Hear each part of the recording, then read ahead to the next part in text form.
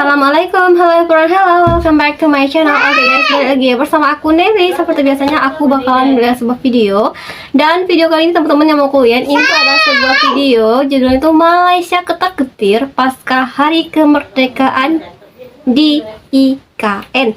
DPR Malaysia peringatkan pengaruh IKN Nusantara. Nah, jadi kemarin ini pertama kali ya upacara kemerdekaan Republik Indonesia dilakukan di IKN guys. Oke.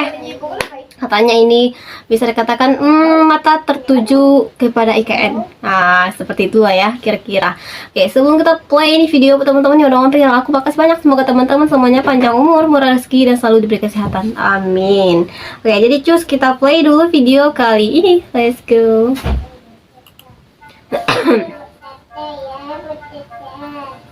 Ibu kota Nusantara Indonesia.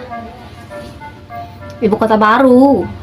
Pasca perayaan upacara Hari Kemerdekaan di Ibu Kota Nusantara IKN, Indonesia menjadi pusat perhatian tidak hanya di dalam negeri, tapi juga di luar negeri. Wow. Dampak dan pengaruh IKN tidak hanya di Indonesia, tapi juga Malaysia dan wilayah sekitar. Memberi nama kota Nusantara ibarat Berbagai respon dari memberi warga nama Malaysia melihat kota pemindahan politik. Ibu Kota Nusantara. Mana kepala Garuda tuh kena pancang dah ke. Oh, jadi ini yang komentar nih kayaknya warga tetangga ya. Besi buruk mana ada pakai ni. Indonesia menyambut Hari Kemerdekaan ke-79 hari ini dengan majlis kilang gemilang di Ibu Negara Baharu Nusantara menandakan kali pertama sambutan itu diadakan di sana. Pada masa yang sama, majlis sambutan turut berlangsung di Istana Merdeka di Jakarta. Wah, jadi ini media sebelah kayaknya nih. Widodo yang diiringi Presiden dipilih Prabowo Subianto. Sementara itu, Naib Presiden Ma'ruf Amin mengetuai majlis di Jakarta. Betul dengan Naib sekali. Presiden dipilih Gibran Rakabuming Raka di sisinya. Bagi menjamin keselamatan ketika sambutan, Polis Nasional mengerahkan lebih 1,000 anggota, manakala Tentera Nasional Indonesia mengerahkan lebih daripada 2,000 anggotanya di Nusantara. Seluruh negara dihiasi dengan bendera merah putih dengan pelbagai pertandingan dan acara diadakan dalam beberapa hari menjelang sambutan itu. Prabowo yang akan dilantik pada Oktober tahun ini menegaskan komitmennya untuk meneruskan pembangunan Ibu Negara Nusantara di bawah kepimimpinannya. Oke.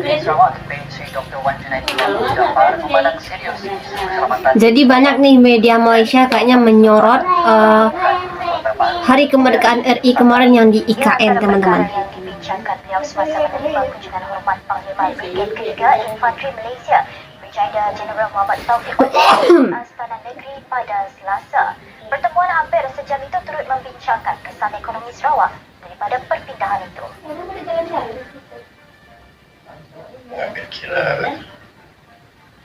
perancangan pemindahan Nusantara dan sedikit sebanyak apabila perkara itu berlaku yang akan memberi kesan kepada negeri Sarawak. Sarawak. Tidak langsung Sarawak itu kan bagian dari Malaysia Timur ya. membawa kepada faktor yang lain dari segi ekonomi, pembangunan dan sebagainya, dan dalam masa yang sama mungkin juga memberi kesan daripada aspek keselamatan.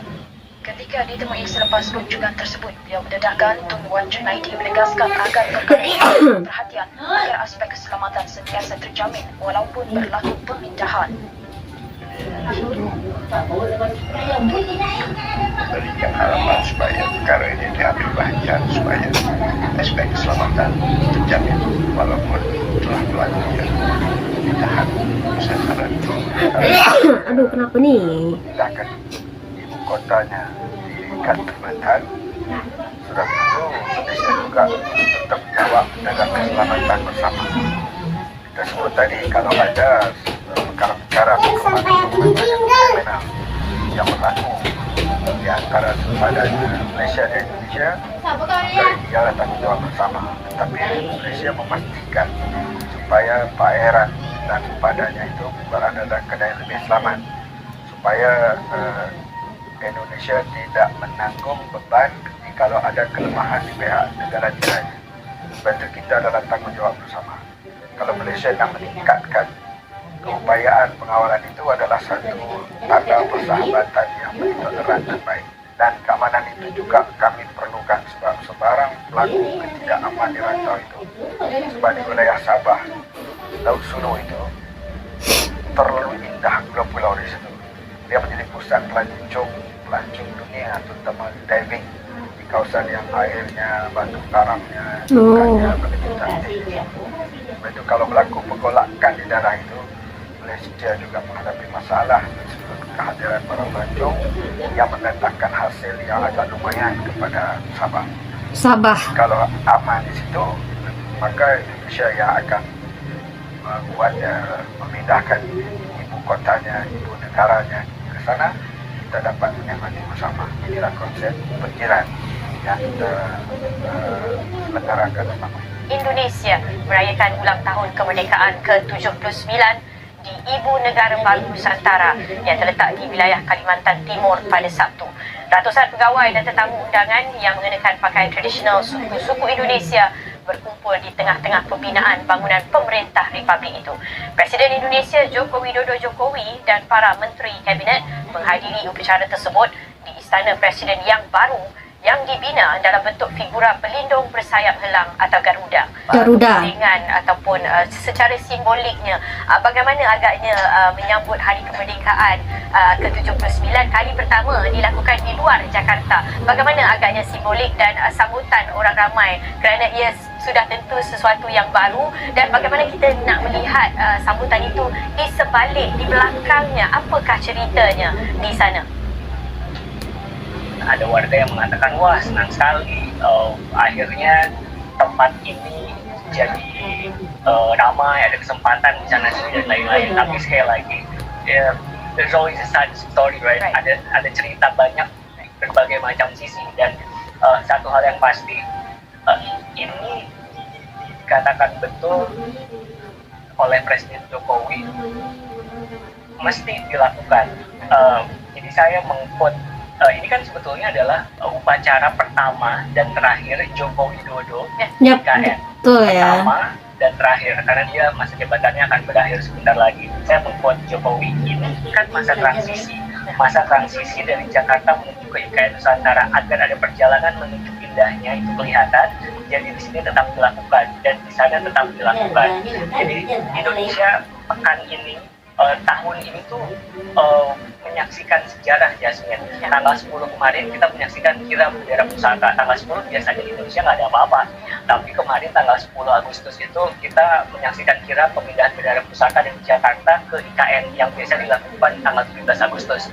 Nah, tanggal 16 kemarin kita menyaksikan pidato penegaraan presiden di sidang tahunan MPR, dan itu terakhir.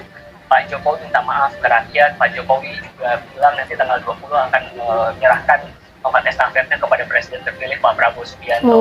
Dan hari ini kita juga menyaksikan, kalau tadi Yasmin sempat melihat videonya, itu simultan dari Jakarta dan juga IKN. Jadi pekan ini Indonesia menyaksikan sejarah, dan terlepas apapun pro dan kontra dan apapun pro dan kontra itu kan pasti ada ya.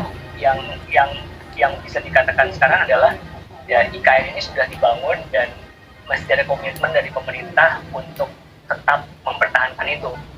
Presiden terpilih Prabowo Subianto juga sudah bilang bahwa dia akan melanjutkan IKN, bahkan memastikan pembangunan dan kelanjutannya itu.